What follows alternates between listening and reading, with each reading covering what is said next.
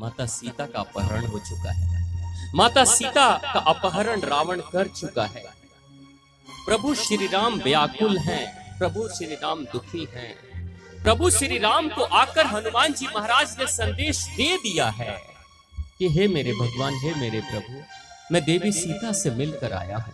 वो अशोक वाटिका में है, वो रावण के चंगुल में है, रावण के बंधन में है, मिलकर आए हैं। उन्होंने बता दिया प्रभु श्री राम को कि रावण के पास प्रभु श्री राम चाह रहे हैं कि जल्द से जल्द मैं जाऊं और रावण को पराजित करूं और देवी सीता को मुक्त करूं।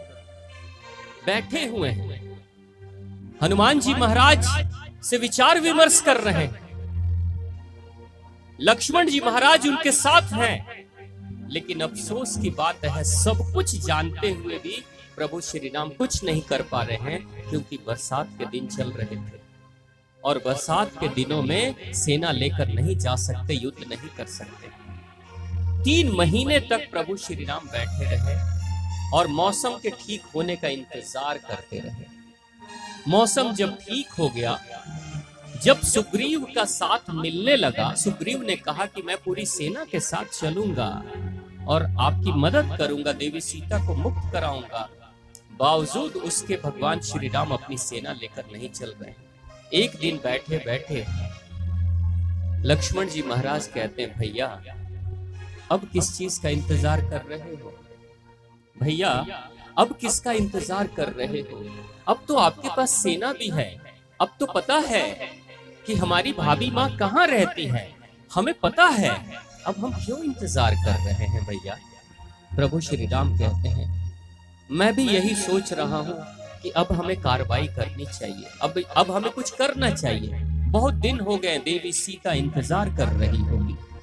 जब ऐसा विचार विमर्श करके और उन्होंने सोचा था कि अब सेना लेकर आगे बढ़ूंगा और हमला करूंगा, ठीक उसी समय नारायण नारायण कौन आते हैं? देवऋषि नारद आते हैं। नारायण हे मेरे प्रभु, कैसे हो आप? क्या विचार कर रहे हो, क्या सोच रहे हो? देवऋषि नारद पूछते हैं तो प्रभु श्री राम कहते हैं, हे देवऋषि नारद, आपसे क्या छिपा है? आपसे क्या छिपा? आप तो अंतर्यामी हो। देवी सीता का अपहरण हो चुका है, उसी के कारण हम चाहते हैं अपनी सेना लेकर और हम रावण के ऊपर हमला करें, उसे पराजित करें और देवी सीता को मुक्त करें। ये हम चाहते हैं। देवऋषि नारद कहते हैं कि सुनो, रावण को पराजित कर नहीं पाओगे। देवऋषि नारद कहते हैं, आप हमला करो, आपकी सेना भी ठीक है, लेकिन फिर भी मैं कहता हूं रावण को आप पराजित नहीं कर पाओगे। ऐसा जब वो कहते हैं तो पूछते हैं प्रभु श्री राम कि कारण क्या है? तो उन्होंने कहा था, उसे भगवान शिव शंभु का आशीर्वाद प्राप्त है, उसे मां भगवती का संरक्षण प्राप्त है, और मां भगवती का संरक्षण जिसको प्राप्त होता है उसे कोई दुनिया की कोई शक्ति पराजित नहीं कर पाती। हे मेरे भगवान, हे मेरे प्रभु, आप भी मां आद्य शक्ति, मां जगदम्बा, मां परम्बा, मां आद्य भगवती को प्रसन्न करो। जब वो प्रसन्न होंगी तो आपको आशीर्वाद देंगी, और जब वो आशीर्वाद देंगी तो आपका कल्याण होगा। जब देवऋषि नारद ने कहा था तो प्रभु श्री राम कहते हैं, मैं कैसे प्रसन्न करूं मां को, माता रानी को कैसे प्रसन्न करूं? उन्होंने कहा, नवरात्रि का व्रत करो। प्रभु श्री राम को देवऋषि नारद कहते हैं, नवरात्र का व्रत करो, और नवरात्र के व्रत को करो, और अंतिम दिन, वो कहते हैं अंतिम दिन मां को 104 कमल पुष्प की आहुति दो, वो चढ़ाओ, और जब वो चढ़ाओगे तो उसके बाद से मां प्रसन्न हो जाएगी। ऐसा देवऋषि नारद कहते हैं। भगवान श्री राम शुभ मुहूर्त देखकर नवरात्र की व्रत की शुरुआत कर देते हैं, नवरात्र की पूजा करते हैं, नवरात्र की व्रत की शुरुआत कर देते हैं। प्रथम दिवस जंगल में रह रहे हैं मेरे प्रभु, जंगल में उनके पास कोई सामग्री नहीं है कि वो कहीं बाजार से खरीद कर लाए, उनके पास कोई नैवेद्य नहीं है, उनके पास कोई वस्त्र नहीं है कि माँ को कुछ चढ़ाएं, लेकिन बावजूद उसके अपने हृदय में प्रेम भरकर, ममता भरकर, करुण पुकार से वो माँ का आह्वान करते हैं, माँ को बुलाते हैं और बार बार माँ को कहते हैं, हे माँ प्रथम दिन की पूजा हो रही है और कहते हैं माँ आपके लिए चढ़ावे के रूप में मेरे पास कुछ नहीं है माँ। माँ बस तेरा ये राम है, तेरा ये राम है, यही अपने आप को चढ़ा रहा है तुम्हारे ऊपर, स्वीकार कर ले माँ, प्रसन्न हो जा माँ। हे माँ कृपा करो माँ, मुझसे प्रसन्न हो जाओ माँ, मुझसे प्रसन्न हो जाओ माँ, मुझे शक्तियां प्रदान करो माँ।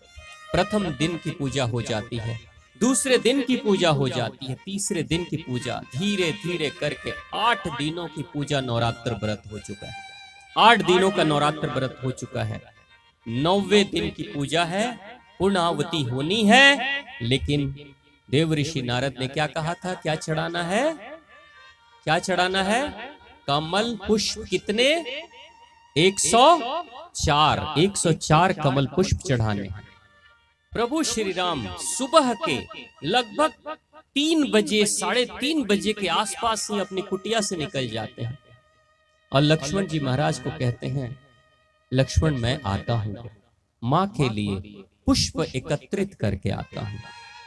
जब वो जाते हैं उस अंधेरी रात में ही जल स्रोत में ढूंढने लगते हैं, लेकिन कमल के पुष्प उतनी पर्याप्त मात्रा में उपलब्ध नहीं थे। इसलिए प्रभु राम को पता था कि ये कमल के पुष्प को ढूंढने के लिए, और 1-2 नहीं 104 ढूंढने के लिए मुझे दूर की यात्रा करनी पड़ेगी, और सुबह सूर्योदय के साथ ही माँ को आहुति देनी है और माँ की पूजा पूर्ण करनी है, तभी माँ प्रसन्न होगी। ये सोचकर लगभग 3 बजे 3:30 बजे के आसपास ही जंगल में चले जाते हैं, जल स्रोत को ढूंढने लगते हैं। उसी समय इस ब्रह्मांड में एक अद्भुत लीला होती है। 8 दिनों की पूजा में स्वर्ग के देवी देवता गण गंधर्व, माँ भगवती, माँ का शेर, सब सारे के सारे देख रहे हैं, अदृश्य रूप से देख रहे हैं कि भगवान विष्णु के अवतार श्री राम पूजा कर रहे हैं, माँ भगवती की उपासना कर रहे हैं। तो प्रेम से बोलिए भगवान श्री राम की जय, माँ आद्य भगवती की जय। उपासना उनकी चल रही है, और जब उनकी उपासना चल रही है उसी समय शेर जो माँ का है ना, वो कहता है माँ प्रभु राम पूजा कर रहे हैं, आपको प्रसन्न करना चाहते हैं। माँ अगर अनुमति हो तो मैं कुछ करना चाहता हूँ। माँ कहती है क्या करना चाहते हैं? बस माँ देखना चाहता हूँ कि राम कैसे हैं, मैं देखना चाहता हूँ राम कैसे हैं। यानी कथा क्या कहती है, सभी देवी देवता अपने भक्तों का इम्तिहान लेते हैं। अष्टमी बीत चुकी है, 8 दिन गुजर चुके हैं, 9वां दिन है, और ठीक 9वें दिन आज की पूजा अगर उनकी सफल हो जाएगी तो उसके बाद प्रभु श्री राम को माँ का आशीर्वाद मिलेगा, और जिसको माँ का आशीर्वाद मिल जाता है वो इस जगत का विजेता बनता है, वो इस जगत का विजेता बनता है। शेर मुस्कुराते हुए माँ को कहता है माँ अनुमति हो तो कुछ करना चाहता हूँ। माँ ने इजाजत दे दिया, मुस्कुराते हुए। मौन कहते हैं ना, मौनम स्वीकारम लक्षणम, यानी मौन से भी हम अपने न कुछ कहकर भी हामी भर देते हैं, मुस्कुरा के कि हाँ भाई मेरे तरफ से अनुमति है। माँ मुस्कुरा के रह गई थी। शेर क्या करता है, शेर उसी रात के अंधेरे में जाता है और जल स्रोत में जहां प्रभु श्री राम कमल पुष्प ढूंढ रहे हैं वहां के कमल पुष्प को उठा लाता है, चुरा लेता है। प्रभु श्री राम अंधेरी रात में ढूंढ रहे हैं और ढूंढते हुए धीरे धीरे बढ़ रहे हैं। 99, 100, 101, 2, 3 मिल चुके हैं। उत्साह से भर रहे हैं। सूरज की लालिमा दिखने लगी है अंतरिक्ष में। प्रभु श्री राम जल्दी जल्दी दौड़ दौड़ कर जल स्रोत में इधर उधर भाग भाग कर, कीचड़ में भी भाग भाग कर कमल ढूंढ रहे हैं। 103 कमल ढूंढ चुके हैं, लेकिन 104वां कमल नहीं मिल रहा है। वो कमल को देखते हैं, वो जल स्रोत में दौड़ते हैं और साथ ही अंतरिक्ष में निकलने वाले सूरज को देखते हैं। मन की गहराई से प्रार्थना करते हैं, सूर्य देव थोड़ी गति धीमी कर लो, थोड़ी गति धीमी कर लो, क्योंकि ये समय निकल जाएगा, ये शुभ मुहूर्त निकल जाएगा। तो मेरी नौमी की जो पूजा है, माँ को प्रसन्न करने की पूजा ही अधूरी रह जाएगी। वो प्रार्थना कर रहे हैं लेकिन गतिशील होकर, कदमों से तेज चाल चलकर अपनी नजरों को चारों तरफ दौड़ा रहे हैं और 104 चौथे कमल पुष्प को ढूंढ रहे हैं। लेकिन श्री राम को कहां पता था कि अदृश्य रूप से इस ब्रह्मांड में कौन सी लीला चल रही है, कौन सा खेल चल रहा है, और मौन में ही वो खेल चल रहा था। और वो खेल खेलने वाले भगवान और मां आदि शक्ति ही थी। शेर जाता है, उस कमल को निकाल लेता है और लेकर चला आता है। प्रभु श्री राम को 104वां कमल पुष्प नहीं मिलता। 104 के लिए व्याकुल होकर, जैसे एक हिरण प्यास से जब तड़पता है तो जल को ढूंढता है, व्याकुल होकर इधर से उधर भागता है, ऐसा लगता है प्राण निकल जाएंगे, जल्द से जल्द जल ढूंढ लेना चाहता है। वैसे ही प्रभु श्री राम कमल पुष्प को ढूंढ रहे हैं, अंतरिक्ष को देख रहे हैं, सूर्य की लालिमा को, बढ़ती हुई लालिमा को देख रहे हैं। समय बीता चला जा रहा है, सूर्य धीरे धीरे अब निकलने लगा, कमल पुष्प नहीं मिल रहा है। चारों तरफ भाग भाग कर, दौड़ दौड़ कर, जैसे एक बच्चा अपने खिलौने को ढूंढता है, जैसे एक बच्चा अपनी माँ को ढूंढता है, वैसे ही श्री राम ढूंढ रहे हैं 104वां कमल पुष्प। लेकिन शेर ने छिपा दिया है और सभी देवी देवता दृश्य रूप से देख रहे हैं। सूरज की किरणें निकल चुकी है, सूरज की चमक चारों तरफ प्रकाशित हो रहा है। ऐसा लग रहा है कि जैसे बस सूरज पूर्ण रूप से खिल जाना चाहता है। लेकिन उस समय प्रभु श्री राम दौड़ते भागते भागते थक चुके हैं और थक कर जल में खड़े हो गए। हाथ में 103 कमल पुष्प है। प्रभु श्री राम खड़े हैं, निराश हो गए हैं। निराश होकर कहते हैं, लगता है मैंने जो वादा किया था और मैंने कसम खाई थी कि सीते को मैं बचा कर लाऊंगा, सुरक्षित लेकर आऊंगा, लगता है मेरा ये व्रत पूरा नहीं हो पाएगा। प्रभु श्री राम कहते हैं, सोचते हैं क्या जवाब दूंगा। एक ही झटके में लगता है जैसे 14 साल पुराना इतिहास सामने आ गया। अचानक सोचते हैं, अपनी मां को मैं क्या जवाब दूंगा। 14 वर्ष के बाद वनवास जब खत्म हो जाएगा तो हम 3 आए थे जंगल में, इस वनवास के लिए हम 3 आए थे। वनवास तो मेरा हुआ था, मेरे साथ लक्ष्मण आया था और देवी सीता को तो कोई वनवास नहीं मिला था। फिर भी प्रेम से, स्नेह से भरकर वो कष्ट झेलने के लिए वनवास में चली आई थी। उसका क्या दोष? उसका कोई दोष नहीं। अब जब जाऊंगा, अयोध्यापुरी जाऊंगा, क्या मुंह दिखाऊंगा कि 3 के साथ गए थे और 2 के साथ लौट रहे हो, यानी तुम 2 लौट रहे हो, वो तीसरा कहां है? माता कौशल्या ने कहा था, ए राम, ये जो मेरी बिटिया जा रही है ना, ये मेरी बेटी है, ये मेरी बहू नहीं है, ये मेरी बेटी है। इसको सुरक्षित लेकर आना, अपने से भी ज्यादा सुरक्षा इसे प्रदान करना, लक्ष्मण से भी ज्यादा सुरक्षा इसे प्रदान करना। क्या जवाब दूंगा मैं? मन ही मन सोच रहे हैं, निराश हो गए। खड़े हैं जल स्रोत में, पानी सीने तक है, शरीर भींगा हुआ है, कीचड़ से सना हुआ शरीर है, निराश है और मन ही मन कहते हैं, मैं हार गया, मैं इस व्रत को पूरा नहीं कर पाऊंगा, मैं मां को प्रसन्न नहीं कर पाऊंगा, मेरी मां प्रसन्न नहीं हो पाएगी, क्या करूंगा मैं, क्या करूंगा? ये सोच रहे हैं प्रभु श्री राम। और सोचते सोचते प्रभु श्री राम अंत में एक हारे हुए योद्धा की तरह अपना सर नीचे की तरफ झुका देते हैं और निराश होकर खड़े हो जाते हैं। धीरे धीरे उनकी आंखों से अश्रुधारा बहने लगती है। बहते हुए आंखों से, बहते हुए आंसुओं से वो बिलख बिलख कर बार बार कहते हैं, हे माँ क्षमा कर देना माँ, तेरा राम तेरे वादे को पूरा नहीं कर पाया माँ। हे माँ, सीते को सुरक्षित करके मैं नहीं ला पाया माँ, मैं हार गया माँ। हे माँ, मैं हार गया माँ। प्रभु श्री राम कहते हैं अपने आप से, अगर देवी सीता न मिले तो मैं तो नहीं जाऊंगा अयोध्यापुरी, मैं नहीं जाऊंगा अयोध्यापुरी। क्या मुंह दिखाऊंगा? यही सोच रहे हैं, सर नीचे झुकाए हुए हैं, आंसू बह रहे हैं, आंसू गिर रहे हैं जल में, निराश हो रहे हैं।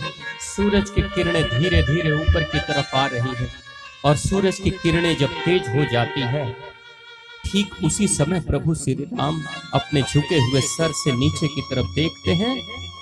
तो जल में जब उन्होंने देखा था तो जल में उनको अपना ही प्रतिबिंब दिखाई दिया था। अपने ही प्रतिबिंब को, अपने ही शक्ल को, अपने चेहरे को जल में देखते हैं प्रभु श्री राम।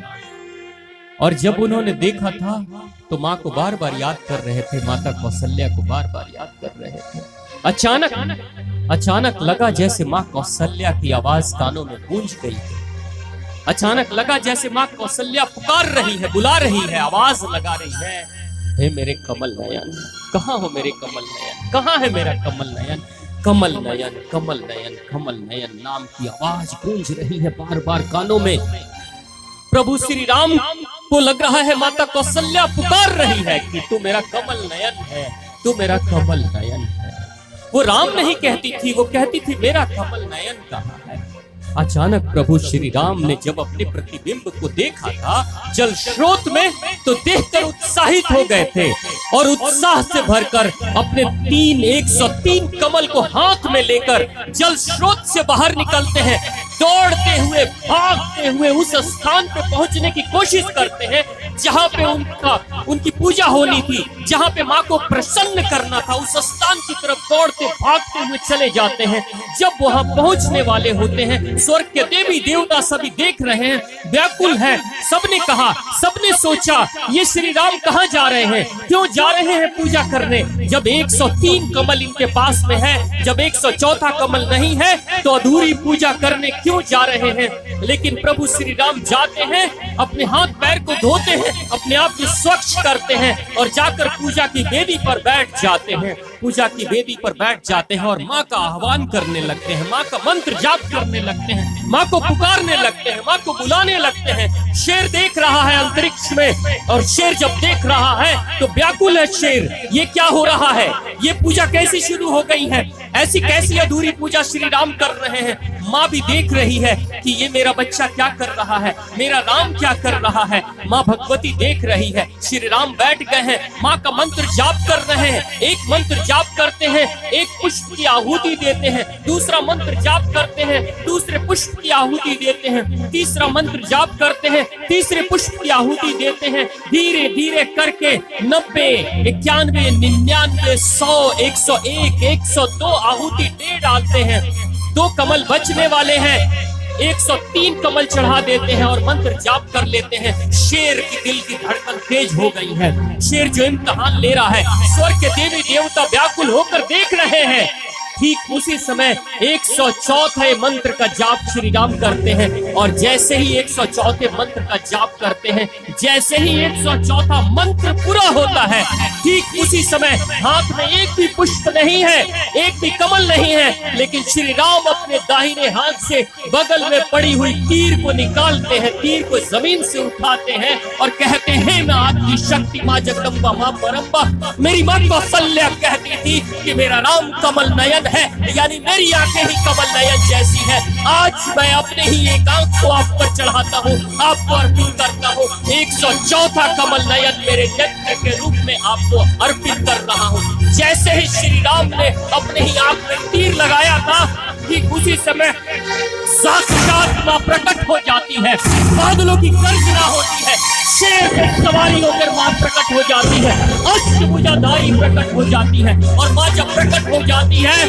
तो मां जोर की आवाज लगाकर कहती है रुको मेरे राम, रुक जाओ, रुक जाओ। जैसे ही मां की आवाज आई थी, प्रभु श्री राम सहम गए थे, कांप उठे थे, डर गए थे, रुक गया था हाथ उनका, रुक गई थी तीर। मां कहती है रुक जाओ, रुक जाओ मेरे राम, रुक जाओ, ये क्या करने जा रहे हो। प्रभु श्री राम ने जब माँ के अष्टभुजाधारी रूप को देखा था, माँ के उस रूप को देखकर आंखों से अश्रुधारा बहाते हुए आंख रोने लगे थे।